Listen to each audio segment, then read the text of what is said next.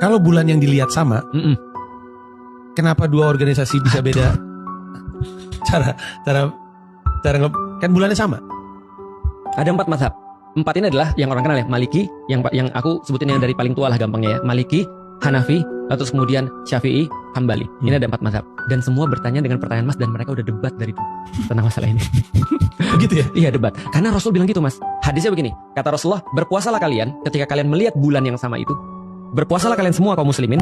Bahasa Arabnya kalau aku jelasin panjang. Sumu liru yatihi. Berpuasalah kalian semua wahai seluruh kaum muslimin ketika kalian melihat bulan yang itu. Bulan yang sama. Seperti pertanyaan Mas. Dan berbukalah Idul Fitri lah kalian ketika kalian melihat bulan yang sama.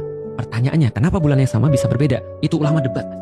Gampangnya debat ulama-ulama ini adalah ulama Maliki, Hanafi, dan juga Hambali, kecuali Syafi'i, mereka sepakat bahwasanya satu penglihatan terhadap bulan yang sama menjadi alasan bagi seluruh dunia untuk bisa untuk mulai puasa dan Idul Fitri di hari yang sama.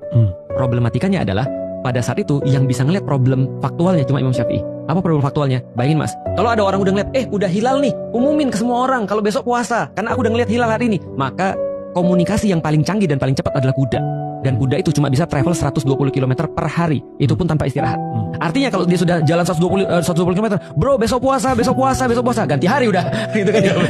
Ngapain kan dia harus gitu. Nah maka Imam Syafi'i bilang, guys, ini memang sesuai dengan dalil. Ngelihat bulan yang sama kata Rasulullah. Tapi ini tidak bisa untuk applicable di zaman ini. Mohon maaf. Artinya aku ngasih solusi yang baru. Gimana solusinya? Setiap 120 km lihat bulan yang sama. Gimana? Setiap 120 km lihat bulan masing-masing. Lihat bulan yang sama masing-masing. Dan kalian yang nentuin kapan memulai puasanya.